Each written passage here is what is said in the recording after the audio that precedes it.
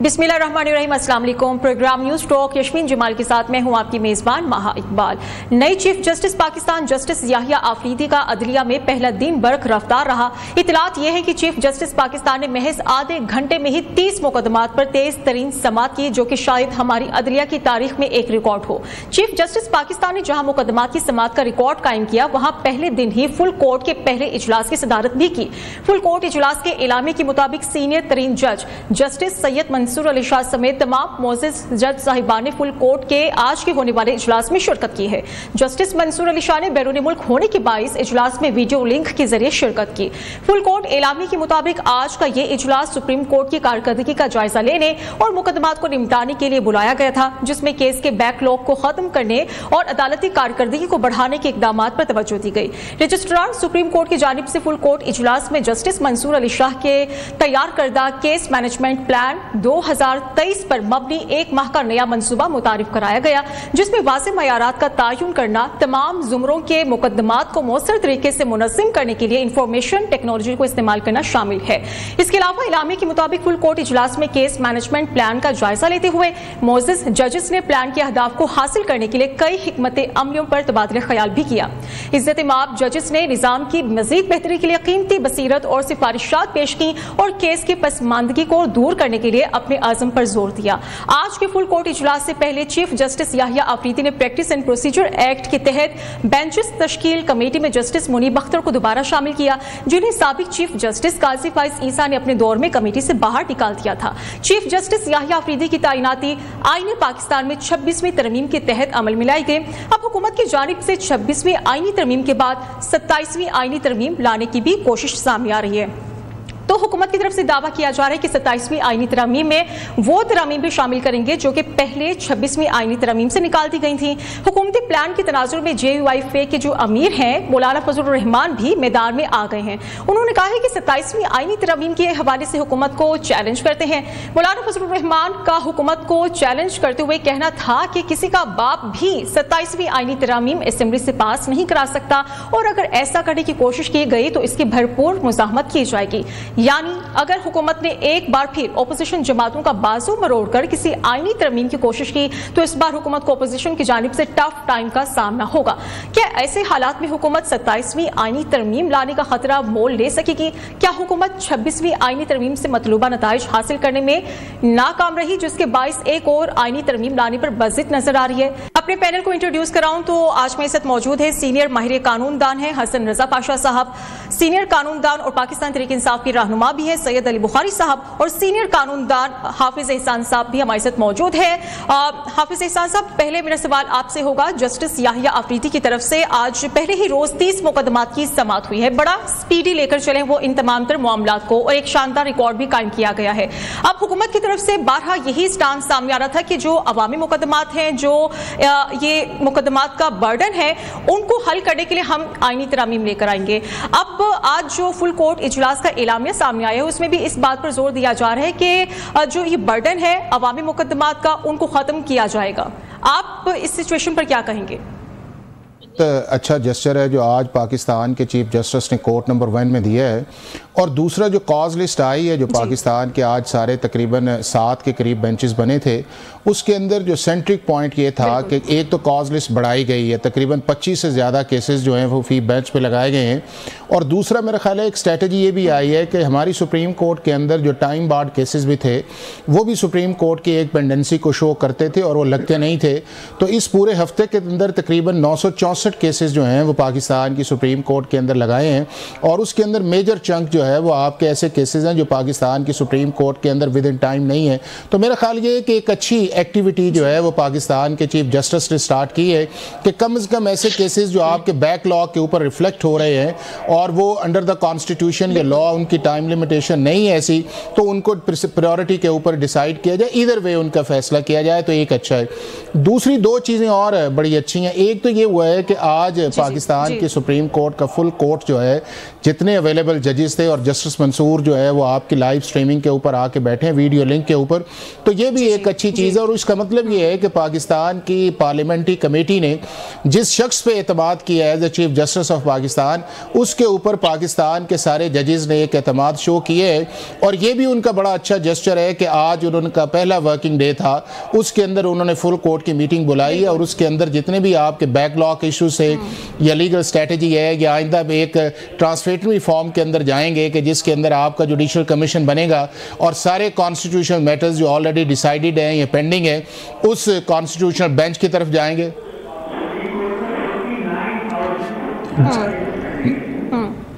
ठीक है हसन रजा साहब, चीफ जस्टिस याहिया आफरीदी की तरफ से जो ये कमेटी तश्कील दी गई है, बेंचेस तश्कील देने वाली कमेटी, उसमें जस्टिस मुनीब अख्तर को भी शामिल किया गया है। अगर हम जो हमारे एक्स चीफ जस्टिस रह चुके हैं काजी फाइज ईसा की बात करें, उनकी तरफ से चीफ जस्टिस मुनीब अख्तर को निकाल कर दीगर जजेस को रख दिया गया था। अब चीफ जस्टिस की तरफ से जस्टिस मुनीब अख्तर को शामिल करना, एक ये नोशन कैसा जाएगा?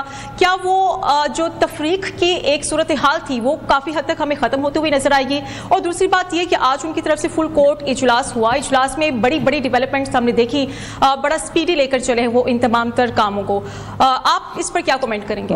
बिस्मिल्लाहिर्रहमानिर्रहीम। सबसे पहले तो मैं जो चीफ जस्टिस ऑफ पाकिस्तान जनाब याहिया आफरीदी साहब की इस काविश को जो कि उन्होंने फुल कोर्ट मीटिंग की सूरत में सामने लाई, पूरी कौम बशमूल लॉयर्स फ्रेटर्निटी सारे इस पे खुश हैं और शुक्र अदा कर रहे हैं कि ये वक्त का तकाजा यही था कि फुल कोर्ट मीटिंग होती।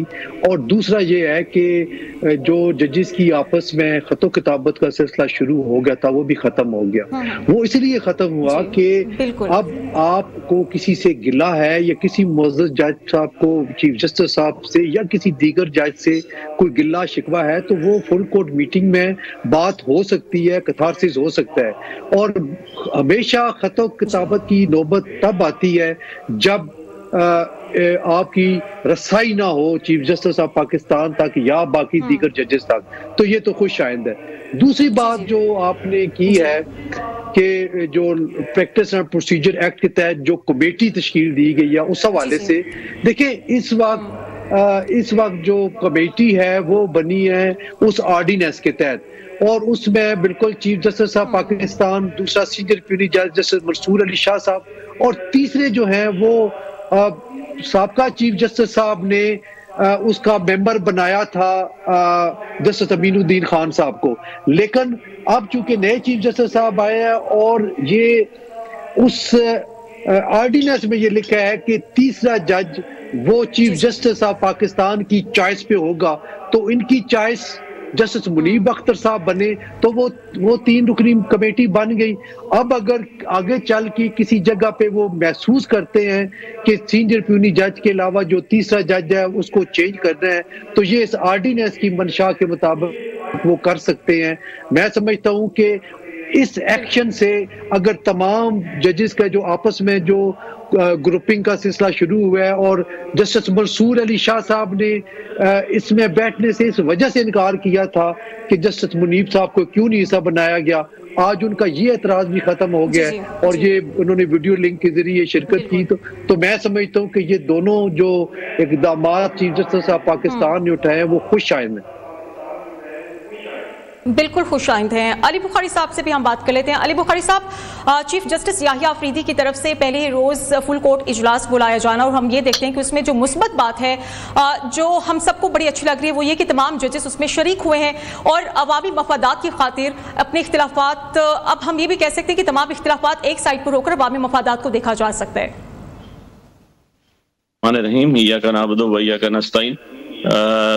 देखें, हाँ बड़ी एक ये सिंपल सी बात है, इसमें कोई रॉकेट साइंस नहीं है। पाशा साहब ने ठीक कहा, पाशा साहब ने एक्चुअली इशू ये है कि जो पिछले चीफ जस्टिस साहब गुजरे, जो उनका द्वार गुजरे, इंतहाई कंट्रोवर्शियल, बल्कि one of the most controversial जज of the history of Pakistan गुजरे, वो मौलवी मुश्ताक के साथ टच कर गए जाके। और अभी जो आए हैं जज साहब, वो एक ऑनरेबल और डिग्निफाइड आदमी हैं और उन्होंने ये प्रूव किया आते ही कि यार मैं एक ऑनरेबल आदमी हूँ और उन्होंने जो चीजें गलत हुई थी, देखिए मेरे आप जितने टॉक शोज देख रहे हैं प्रीवियसली, जब ये हुआ भी इस टाइम भी मैंने कहा था जी कि ये हो नहीं सकता, ये कंटिन्यू नहीं हो सकता, ये इंस्टीट्यूशन की तबाही होगी अगर इसको कंटिन्यू किया जाए या इसको फॉलो किया जाएगा। सो उसके लिए ये सबसे बेहतर तरीका था कि आप अपने जो ब्रदर जजेस हैं, आपके जो ऑनरेबल जजेस साथ बैठे हैं, उनका कॉन्फिडेंस गेन करें। उनका कॉन्फिडेंस गेन करेंगे, ट्रस्ट लेवल हाई होगा तो आगे चीजें चलेंगी ना।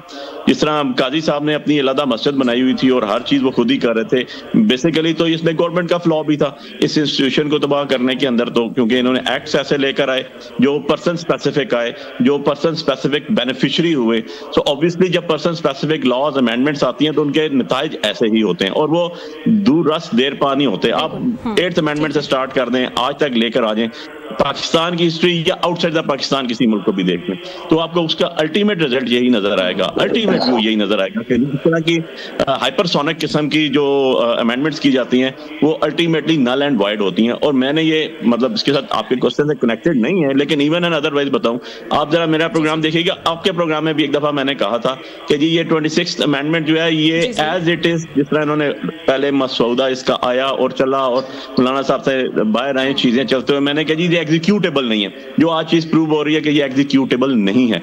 सो ये एक बड़ा अच्छा जेस्चर दिया उन्होंने। पहले तो उन्होंने सीनियर जजेस, प्यूनी जज जो हैं उनको लेकर आए, देन उसके बाद उन्होंने जो चीजें बेसिकली तो उनको तो ऐसी चीज मिली है ना कि जो हाथों से हम कहते हैं गिरा बांधे हुए अब दांतों से खोलनी पड़ रही है। बड़ा मुश्किल टाइम है ये honourable chief justice of Pakistan के लिए भी, और उनको बड़ी चीजें मैटर करती हैं। सारी दुनिया की निगाहें उनके ऊपर है, हमारी आपकी हर बंदे की निगाह उनके ऊपर है, क्योंकि उन्होंने इंसाफ डिलीवर करना है, उन्होंने सबको जब जस्टिस प्रिवेल करना है, विजडम प्रिवेल करना है और अपने साथियों के साथ लॉ को इंप्लीमेंट कराना है, लॉ को एग्जीक्यूट करवाना है। सो ये सारी चीजें जब होंगी, अली बुखारी साहब, हुकूमत की तरफ से ये कोशिश भी की जा रही है कि 27वीं आईनी तरामीम अब लेकर आई जाएं।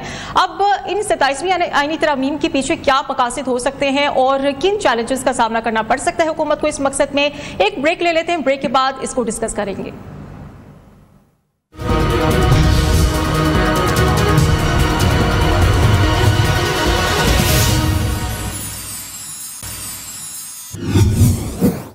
जी वेलकम बैक नाजरीन। हाफिज एहसान साहब, राना सनाउल्लाह की तरफ से ये कहा जा रहा है कि हम 27वीं तरामीम लेकर आएंगे और आईनी अदालत की तरफ से फिर वही सारी कोशिशें शुरू हो जाएंगी आईनी अदालत को लेकर, और साथ साथ वो ये भी कह रहे हैं कि हो सकता है वो तरामीम भी सामने आ जाएं 27वीं आईनी तरामीम में जो 26वीं आईनी तरामीम में हम नहीं ला सके। अब आपको क्या लगता है हुकूमत इतना क्यों इंसिस्ट कर रही है इन आईनी तरामीम को लाने में जो आईनी अदालत के साथ कनेक्टेड होते हैं, और इसके क्या आफ्टर मैथ्स हो सकते हैं?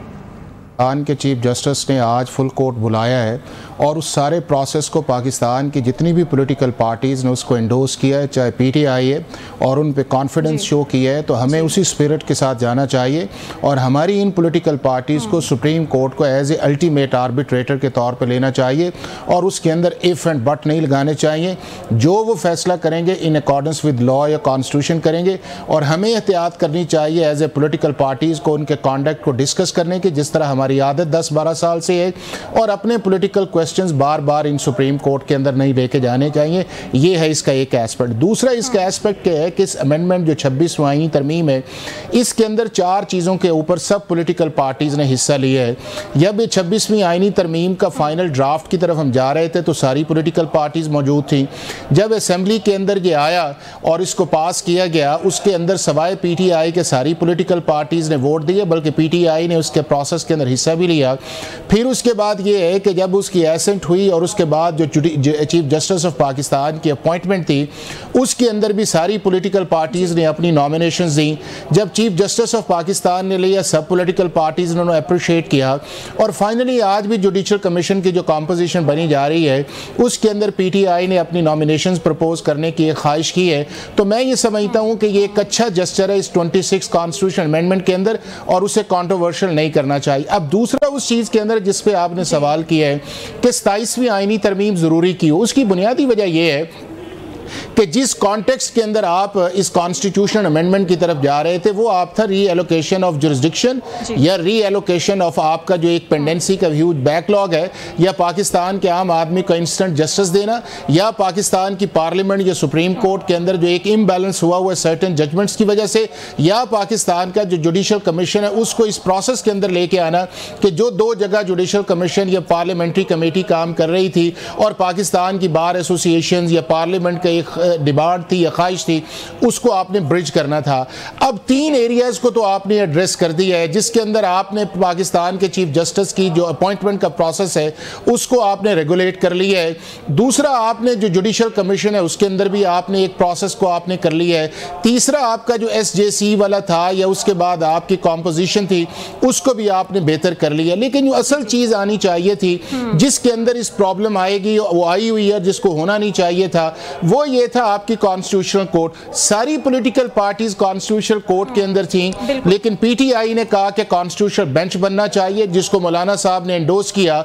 और ये जो मेजर 3 पॉलिटिकल पार्टीज थी जिसके अंदर पीपल्स पार्टी थी या PMLN या उसके अलाइड थे, उन्होंने अपनी पोजीशन को रिट्रीव किया। अब आपका जो हाफ सिस्टम चल रहा है वो चल रहा है कॉन्स्टिट्यूशनल कोर्ट के बेसिस के ऊपर, लेकिन आप चले गए कॉन्स्टिट्यूशनल बेंच के ऊपर। अब उस कॉन्स्टिट्यूशनल बेंच की वजह से हुआ ये है कि जो आपके जितने मामला थे वो स्टेलमेट की तरफ जाना शुरू हो गए हैं, क्योंकि हर मामला जो सुप्रीम कोर्ट के अंदर आता है वो आपका कॉन्स्टिट्यूशनल मैटर है। हर मामला जो आर्टिकल 199 के नीचे हाई कोर्ट में जाता है वो कॉन्स्टिट्यूशनल मैटर है। तो इन इश्यूज को एड्रेस करने के लिए ये है कि आपको 27 कॉन्स्टिट्यूशनल अमेंडमेंट की तरफ जाना पड़ेगा। और जब ये बड़े इश्यूज रिजॉल्व हो गए हैं तो मेरा ये ख्याल ये है कि कॉन्स्टिट्यूशनल कोर्ट को इस तरफ नहीं जाया जा रहा था। कोई 2 पॉलिटिकल पार्टीज का अप्रीहेंशन था कि शायद जस्टिस फाइज ईसा को अकोमोडेट करने की कोशिश है। तो मेरा ख्याल ये है कि अगर उस हद तक ये पॉलिटिकल पार्टी सक्सीड हुई हैं या गवर्नमेंट आई नहीं है या वो नहीं आए, तो मेरा ख्याल है कि हमें अब कॉन्स्टिट्यूशनल कोर्ट की तरफ जाना चाहिए। यही वो अल्टीमेट सोल्यूशन है जिसके अंदर हम पाकिस्तान के आम आदमी को इंस्टेंट जस्टिस और इन पॉलिटिकल और कॉन्स्टिट्यूशनल सिस्टम को अलग कर लेंगे रेगुलर जस्टिस सिस्टम से। के लिए किसी फर्द वाहिद को नवाजने के लिए तमाम तर कोशिशें हो रही हैं, लेकिन अब तो सूरत हाल कुछ और है ना हसन रजा पाशा साहब। अब क्या लगता है 27वें जो आईनी तरमीम आएंगी जिसमें बार बार ये कहा जा रहा है कि हम आईनी अदालत को बनाने की कोशिश करेंगे, अब तो सूरत हाल भी कुछ और है। और दूसरी तरफ उनकी तरफ से जो ही बात की जा रही थी कि हम अवामी मुकदमात को कम करने के लिए जो उनका बर्डन है उनको कम करने के लिए आईनी अदालत का कयाम लेकर आएंगे अमल में। लेकिन आज हम अगर चीफ जस्टिस याहिया अफरीदी की पहले दिन की परफॉर्मेंस देखें तो बड़ा स्पीडी लेकर चले। क्या जरूरत है, अब क्या मकासद हो सकते हैं 27वीं आईनी तरमीम में आईनी अदालत को लाने की? 27वीं आईनी तरमीम का जिक्र तो हो रहा है, लेकिन कोई क्लैरिटी के साथ ये बात नहीं आ रही कि कौन कौन से इशू हैं या कौन कौन से आर्टिकल्स हैं जिनमें अमेंडमेंट लाने की कोशिश की जा रही है। देखिए, जब तक वो क्लैरिटी नहीं आती, कोई चीज सामने नहीं आती, उस पे बात मैं तो नहीं समझता कि कोई बात करनी चाहिए। मैं स्पेकुलेशन होगी और प्रिजम्पशंस होगी, और स्पेकुलेशन और प्रिजम्पशंस पे बात ज्यादा ना ही हो तो बेहतर है। कोई कह रहा है कि आर्मी कोर्ट्स बनेगी, कोई कह रहा है कि जो कुछ गलतियां हुई हैं, नकाइस है 26वीं तरमीम में, उसको रिड्रेस किया जाएगा। कोई कहता है कि पर की अपनी सोच है।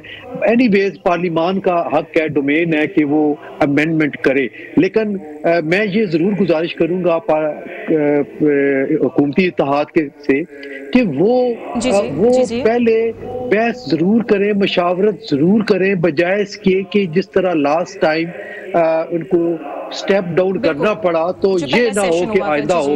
और दूसरी तरफ PTI की क़यादत से भी ये कहूंगा कि अभी अगर आप जुडिशल कमीशन ऑफ पाकिस्तान में बैठने के लिए तैयार हो गए हैं तो फिर इट मीन्स कि 26वीं तरमीम को आपने एंडोर्स कर दिया। और मौलाना साहब की बात बिल्कुल दुरुस्त थी कि इसमें जो, और हमने खुद भी देखा कि PTI के ज़ोमा मशावरत के दौरान मीडिया पे भी ये कहते रहे कि आईनी कोर्ट नहीं होनी चाहिए, आईनी बेंच हो जाए तो हमें कोई एतराज नहीं है। तो मैं समझता हूं कि अब इनको अपना पूरी फोर्स लगानी चाहिए, पूरा जो मशावरत होगी उसमें अपना तमाम तवानाइयों के साथ वो हो, और आइदर वे अगर उसको हक में जाना है तो हक में जाए, और अगर मुखालफत करनी है तो मुखालफत में जाए। ये भी कोई बात नहीं है कि आप नॉन वोटर मेंबर बन के वहां बैठ जाएं। अवाम ने आपको नॉन वोटर मेंबर बनने के लिए नहीं, बल्कि आपको अपना किरदार अदा करने के लिए भेजा है। आप देखें कि बिल्कुल सही कह रहे हैं हसन साहब। PTI की तरफ से क्या स्ट्रेटेजी अपनाई जाएगी, ये अली बुखारी साहब से हम बात कर लेते हैं। अली साहब, 27वीं आईनी तरमीम लाने की भी कोशिश हो रही है हुकूमत की तरफ से। राना सुनावत साहब ये कह रहे हैं कि अब हम यही कोशिश करेंगे, जो आईनी बेंच की बजाय आईनी अदालत की तरफ हम जा रहे थे उसको दोबारा से उस पर काम किया जाए। पीटीआई की क्या स्ट्रेटेजी होगी, क्योंकि तब तो काजी फाइज ईसा साहब थे और अब सिचुएशन अलग है। अब आप मुखालिफत करेंगे या हिमायत में जाएंगे? देखिए जी, इसमें बड़ा क्लियर स्टांस है पीटीआई के। हम तो डे पर से जो बात कह रहे थे, अब इसके दो एस्पेक्ट्स में आपको बारी बारी बता दूं। मैंने हसन पाशा साहब की बात भी सुनी, बड़ी उनकी वजन वाली बात थी कि अभी स्पेकुलेशंस के ऊपर चीजें हैं, लेकिन समहाउ द अदर जो अभी पास्ट कंडक्ट नजर आ रहा है उससे तो यही साबित हो रहा है कि इसके ऊपर चलेंगे। अब मैं दो चीजें बात करूं, हाफिज साहब की बात भी मैंने सुनी, मेरे भाइयों की तरह है वो। देखें, अब जब पॉलिटिकल बात करते हैं ना, तो फिर तो मैं ये कहने पे हक बजाना भूंगा कि जब हमारी गवर्नमेंट थी तो हमें तो बहुत से ताने दिए जाते थे, इनकॉम्पिटेंट हैं, नालायक हैं, ऐसे हैं। यार आज तो आपने साबित किया कि 40 साल एक्सपीरियंस होने के बावजूद आप नखट्टू भी हैं, आप नालायक भी हैं, आपको विजडम भी नहीं है, आपको लीगल एस्पेक्ट्स का भी नहीं पता, और आप अमेंडमेंट लेकर आ गए। कॉन्स्टिट्यूशन एक्ट की बात नहीं करूं, constitution amends, it's worth it. उसको वैसे नहीं होती, 2/3 मेजोरिटी से होती है। ये भी छोड़ देता हूं कि यार आपने किसी की बीवी उठा ली, किसी को उठा लिया, किसी के भाई को उठा लिया, किसी की बहन को उठा लिया, किसी की बेटी को उठा लिया, और इवन एंड अदरवाइज ये अमेंडमेंट आई। ये भी छोड़ देता हूं कि आप फॉर्म 47 की इलिजिबल और इलीगल कैबिनेट बैठी हुई है, इलीगल पार्लियामेंटेरियंस बैठे हुए हैं जो हारे हुए हैं। बात ये नहीं है, बात ये है कि आपने 25 करोड़ आवाम के लिए क्या किया। नंबर 1 पॉलिटिकल बात जो मैं कर रहा था, 27 लाख केसेस पेंडिंग पड़े हैं, इसका तो कोई इंपैक्ट नीचे नहीं है। 4 लाख केसेस हाई कोर्ट में, इसका जीरो इंपैक्ट है नीचे। आर्टिकल 199 की जो बात की, उसको आर्टिकल 199(1) और उसके 4 से थोड़ा सा मुताबिकत अगर करें तो उसका एफिलिएशन है। अदरवाइज तो अगर आप बेंच बना रहे हैं और कॉन्स्टिट्यूशन बेंच बना रहे हैं, यार अगर आपके लॉ मिनिस्टर को इतना नहीं पता था तो उसको रिजाइन कर देना चाहिए कि इसको एग्जीक्यूट होगा। जैसे हम जैसे एक लॉ के स्टूडेंट कह रहे थे कि भाई एग्जीक्यूटेबल नहीं है, ये नहीं हो सकता, तो मीनिंग बाय डेफिशिएंसी ऑफ या इनको कहीं से दिया गया था सहीफा के लॉ, भाई इसको करा दो, और वो एज इट इज कराया, थैंक्स टू मौलाना साहब, उसको उन्होंने अमेंड किया। अब बात यह कि 27th अमेंडमेंट क्यों नेसेसरी। इससे पहले 18th अमेंडमेंट की बात कर दूं, 350 घंटे प्लस उसके ऊपर आर्गुमेंट्स होते हैं, सारे पार्टीज बैठती हैं, डिस्कशन होती है, डिबेट होती है, वहां से लिया जाता है, फिर जाके जो है उसको अमेंड किया जाता है। और कॉन्स्टिट्यूशन अमेंडमेंट्स आप कर रहे हैं, इस तरह तो मार्शल लॉ में भी नहीं हुई, फौजी की हुकूमत में भी नहीं हुई, जिस तरह इन्होंने उठा के जबरदस्ती धौंस से उठा के रात को 1 बजे इजलास बुला लिया और हो गया। अब इसके पैरामीटर्स क्या होंगे, नंबर 1, और उसकी इंप्लीकेशन कैसे होगी, नंबर 2, और उसके आउट रिजल्ट्स कैसे होंगे, नंबर 3। साइलेंट है इसके ऊपर बिल्कुल, अभी तक इनको नहीं पता कि अगर चीफ जस्टिस बैठा हुआ है वहां, चीफ जस्टिस ऑफ पाकिस्तान, तो कॉन्स्टिट्यूशनल जो बेंच बनेगा उसको कौन हेड करेगा। The things are silent in it. अब उसको अभी जो गलतियां हो गई, जो इनको पता चला कि हमसे ये चीजें हो गई, हमारे बस से ये चीजें बाहर निकल गई, अदलिया की आजादी के ऊपर जो बहुत बड़ी कदगन लगाई गई थी, उसके ऊपर से कुछ चीजें ऐसी हैं जो अभी तक अदलिया के पास हैं, उसको निकालने के लिए अगर ये नई अमेंडमेंट ला रहे हैं तो हम इसकी मुखालफत करेंगे। हमने 26 अमेंडमेंट हमने तो नहीं लेकर आए थे ना, ये लेकर आए थे। आप जाके देख लें, पहली दफा अगर उसके कंटेंट्स आउट हुए तो वो मौलाना साहब ने किए। उसके अंदर जो शहबाज शरीफ उसको दे के गया वो 81 थे, जो दे के गए बिलावल वो 57 थे। जो हमें प्रोग्राम्स के अंदर आपके प्रोग्राम से मिले हाजी किफायतुल्लाह साहब से या JUF के बंदों से, वो 48 47 थे। तो इनको तो यही नहीं पता था, और आप लोग विटनेस हैं इस चीज के कि जब डिप्टी प्राइम मिनिस्टर इसहाक डार से पूछा गया कि किधर है, और उस टाइम इजलास तलब हुआ था, तो उसने कहा मुझे नहीं पता, लॉ मिनिस्टर से पूछें। लॉ मिनिस्टर से पूछा गया 26 अमेंडमेंट भाई किधर है, कैसे है, उसका दे दें कोई, अगर उसके पॉइंट्स हैं, कोई बुलेट पॉइंट्स हैं। उन्होंने कहा अभी तक मुझे पहुंचा नहीं। कहां से सहीफा आ रहा था यार, कौन से लोगों को आप हिंदू बना रहे हैं, ऐसे तो नहीं होता ना। अगर हुकूमत को कामयाबी तो मिल गई ना, 26वीं आईनी तरमीम तो हो गई ना। आईनी तरमीम की दो चीजें मैंने आपको कही ना, आपको मैंने 2 चीजें की। आईनी तरमीम जबरदस्ती से नहीं होती। जो आप अगर 18th अमेंडमेंट की एग्जांपल दें तो उसके अंदर 6 मोटे मुखालिफ थी, बाकी यूनानिमस डिसीजन आया हुआ था। अगर आप चार्टर ऑफ डेमोक्रेसी की बात करें तो चार्टर ऑफ डेमोक्रेसी जो ये पीपल्स पार्टी और नून वाले हर जगह बैठ के कहते हैं, तो उसमें तो ये भी लिखा हुआ ना कि आजाद मीडिया होगा, आज वो प्रिंट मीडिया हो, इलेक्ट्रॉनिक मीडिया हो। लेना आप इमरान खान साहब का नाम, आज भी बानी PTI कहा जाता है। उसमें नैब के अमेंडमेंट्स भी थे, उसमें यह भी था कि इदारे अपने दायरा इख्तियार में काम करेंगे। कौन सी एग्जीक्यूट करा दी। और अगर इन्होंने यही बेंच बनाने थे या यही कॉन्स्टिट्यूशन कोर्ट बनानी तो 18th अमेंडमेंट में डाल देते, अगर ये बेनजीर भुट्टो का विरासत लेके चल रहे होते, लेगेसी लेके चल रहे होते, जबकि ऐसी चीज कोई नहीं है। अली बुखारी साहब, अब देखना यह है कि PTI की तरफ से कितनी क्लियर स्ट्रेटेजी अपनाई जाएगी 27वीं आईनी तरामीम को लेकर। एक ब्रेक ले लेते हैं, ब्रेक के बाद अपनी डिस्कशन को दोबारा से कंटिन्यू करेंगे। Stay with us.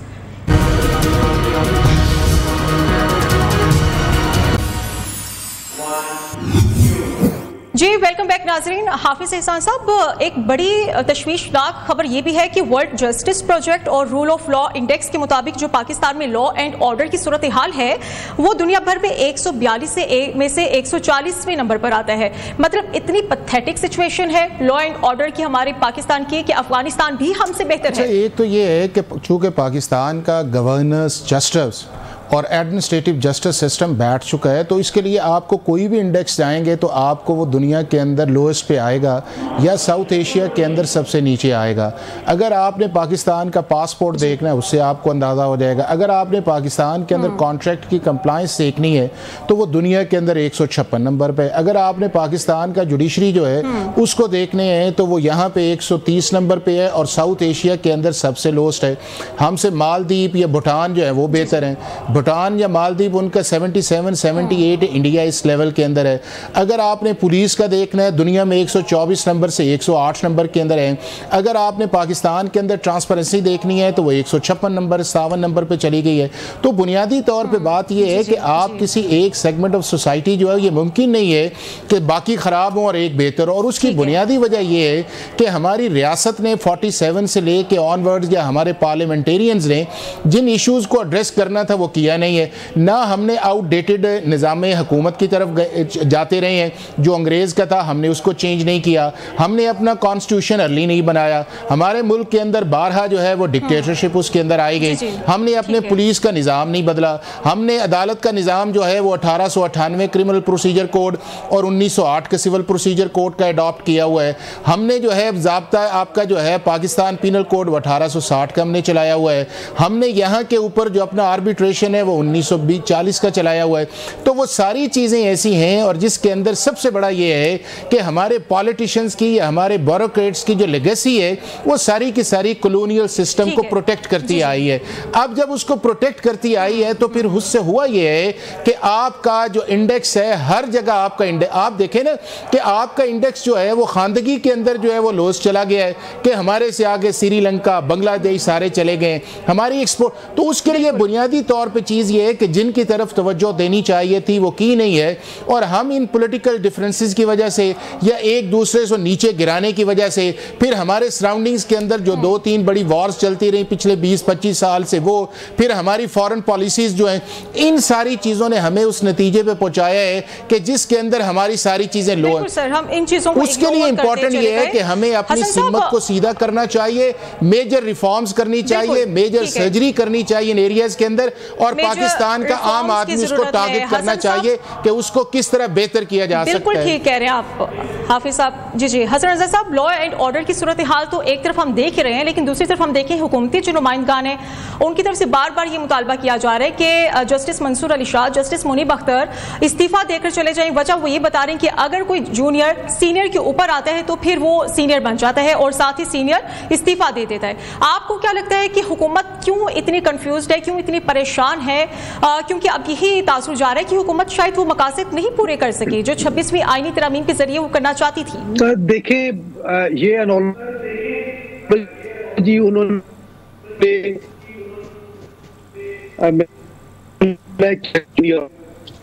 Chief of army staff बनाया जाता है तो उससे सीनियर्स जो है वो रिजाइन कर देते हैं और वो घर चले जाते हैं। तो वो एक्सपेक्ट ये कर रहे थे कि शायद जूनियर जज को ऊपर चीफ जस्टिस बना दिया है तो ये भी घर चले जाएंगे। लेकिन यहाँ पे ये रवाज नहीं है, आइन में भी ये नहीं है, कानून में भी नहीं है कि अगर कोई जूनियर सीनियर को सुपरसीड करके चीफ जस्टिस ऑफ पाकिस्तान बन जाता है तो जो सीनियर जजेस हैं वो रिजाइन कर देंगे। ये रवायात भी नहीं है यहाँ पे, पहले इस तरह का कोई हुआ नहीं है काम।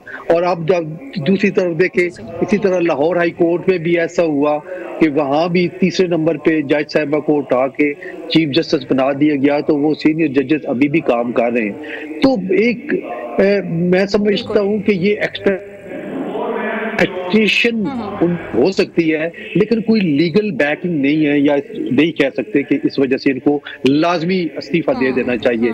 तो ख्वाहिश हो सकती है किसी की, चाहे वो हुकूमत हो चाहे अपोजिशन को, लेकिन ख्वाहिशात पे काम नहीं चलते होते, कानून और आइन के मुताबिक चलने होते हैं और वही चलने भी चाहिए इसी तरह। जी जी, बिल्कुल सही कह रहे हैं आप। अली बुखारी साहब, इस लास्ट कमेंट में आपसे लूँगी। एक तो जो हमने ये सिचुएशन देखी है लॉ एंड ऑर्डर की पाकिस्तान में, कि अफगानिस्तान से भी बदतर है, ये हमारी बदकिस्मती से है। लेकिन हम ये भी तो देखें ना, जो भी हुकूमत आती है वो अपने मफादात के लिए आईनी तरमीम लाने की कोशिश करती है, या इस सिस्टम को अपनी मफादात की खातिर ढालने की कोशिश करती है।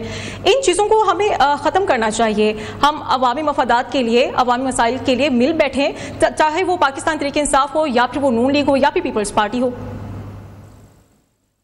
जब अवाम के प्रॉब्लम्स हल करने हैं, बेसिकली तो अवामी प्रॉब्लम है ना, ये सारे के सारे स्टेट के जो एलिमेंट्स हैं उसमें बेसिक एलिमेंट जो है वो आपका आता है जुडिशरी, एग्जेक्टिव्स और पार्लियामेंट। ये तीन चीजें आपकी मिलकर चल रही होती हैं। इन्होंने करनी होती है, जो भी कायदो कानून बनाने होते हैं वो बनाने होते हैं अवाम और नास के लिए, पब्लिक एट लॉर्ज के लिए। अब पब्लिक एट लॉर्ज आपको क्या कहती है? पब्लिक एट लॉर्ज आपको ये कहती है जी कि आप जो है 25 करोड़ अवाम की बेहतरी का सोचेंगे ना, उन 25 करोड़ अवाम की बेहतरी के लिए कानून साजी की जाएगी, और 25 करोड़ अवाम की बेहतरी के लिए वही रिप्रेजेंटेशन हो सकती है ना जिनको वो जीत के बैठा के भेजें पार्लियामेंट में, ना कि जिन लोगों का उनसे लेन देन ही नहीं आ रही वो को अंदर बैठा दें, उन्होंने कहें कि वो लेगेसी कायम कर दें। उन्होंने तो अपने आप को प्रोटेक्ट करना ना। आप पिछले 6 महीने उठा लें, मैं यहाँ चैलेंज करता हूँ, दोनों मेरे सीनियर भाई बैठे हैं, दोनों वकील हैं, पर्सन स्पेसिफिक लेजिस्लेशन हुई, ऑर्डिनेंस आए, ईसीपी अमेंड हुआ, ट्रांसफर एप्लीकेशंस के लिए 151 अमेंड हुआ, उसके बाद रिटायर्ड जजेस को लगाया गया। ये सब लोगों का क्या इंटरेस्ट है? ये तो डायरेक्टली एक पार्टी को बेनिफिट करने के लिए सारी चीजें गई। सिमिलरली एक काजी फाइज ईसा ने जो मैं कहता हूँ गुनाह कबीरा करके चले गए इस मुल्क के साथ, उनके काम जो हुए हैं उनको आगे बढ़ाने के लिए, उसको वैलिड करने के लिए अब ये 26 अमेंडमेंट आई। 26 अमेंडमेंट की मुझे जरा एक बात बता दें, अपने आप से पूछ के बता दें, अल्लाह को हाज़िर नाज़िर जान के, कि उसकी जो 22 केसेस चल रहे हैं नीचे डिस्ट्रिक्ट कोर्ट में, उनमें क्या उसका अफिलियत है? आंसर आपको 0 मिलेगा, क्योंकि नीचे तो हमने सोचा ही नहीं। याद होता है ना, कहते हैं हम डिस्ट्रिक्ट जुडिशरी को बीपीएस से खत्म करते हैं, हम MP 1 पे लेकर आ जाते हैं। नहीं, तो 2 चीजें इसके लिए बड़ी क्लियर है। नंबर 1, जब भी आप पर्सन स्पेसिफिक अपने फायदे के लिए लेजिस्लेशन करेंगे तो मुल्क ऊपर नहीं जा सकता, वो किसी साइड भी लेके चले जाएं आप। ऑन द अदर साइड, जब आप पब्लिक के लिए काम करेंगे, जैसे आपने अफगानिस्तान की मिसाल दी, वहां के डॉलर का रेट, वहां पर लॉ एंड ऑर्डर की पोजीशन, सही कह रही हैं आप, बहुत ज्यादा इंप्रूव कर गई है, बहुत बेहतर है, और हम लोग डेटोरेशन की तरफ है। उसकी वजह यह है कि हमें चाहिए होता है जज अपनी मर्जी का, हमें चाहिए होता है लॉ अपनी मर्जी का, जिसके बेनिफिशियरी अवाम ना हो, जिसकी बेनिफिशियरी मैं हूं, जात हो, कोई एक तबका मकतबा फिक्र हो। तो ये तो हमारा बेसिक कॉन्सेप्ट ही, हमारी पार्टी का तो कॉन्सेप्ट ही है। रूल ऑफ लॉ की कॉन्फ्रेंस हमने की, रूल ऑफ लॉ के ऊपर हमने अपने बात तो बिल्कुल ठीक कर रहे हैं बुखारी साहब, बस मसला ये है कि जब मुझे ये बता देना कि अगर रूल ऑफ लॉ की कोई बात आप हुकूमत में थे और ओपोजिशन की तरफ की जाती थी, तब भी हम यही प्रोग्राम्स करते रहे, तब भी हम यही सोचते रहे कि आखिर इसका हल क्या होगा। बहरहाल हुकूमत की तरफ से अब ये कोशिश की जा रही है कि 27वीं आईनी तरामीम को लाया जाए, इनके मकासद क्या हो सकते हैं, और आने वाले दिनों में हुकूमत क्या कुछ करेगी 27वीं आईनी तरामीम को लेकर, आने वाले प्रोग्राम्स में हम डिस्कस करेंगे। प्रोग्राम का वक्त खत्म हुआ, मुझे इजाजत दीजिए, अल्लाह हाफिज।